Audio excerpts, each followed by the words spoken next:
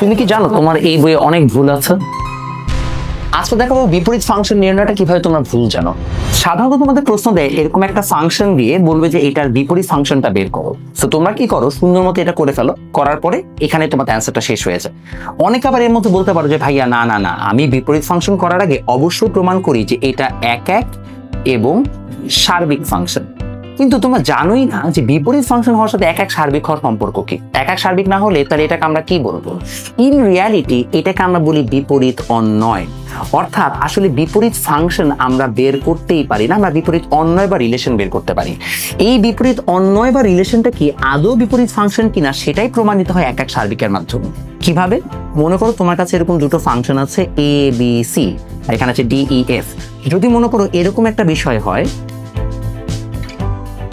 তাহলে এটা কিন্তু একটা ফাংশন, রাইট?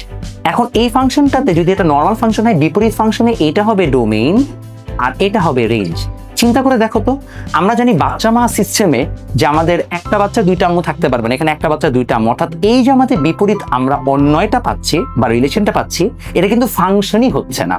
অর্থাৎ অন্যায় আছে বাট ফাংশনটা নাই। এবং এটি আমরা মূলত প্রমাণ করি যে এক এক সার্বিক যদি হইতো তাহলে দেখা যেত যে বিপরীত যে অন্যয়টা আমরা সৃষ্টি করছি সেটাও একটা ফাংশন হতো।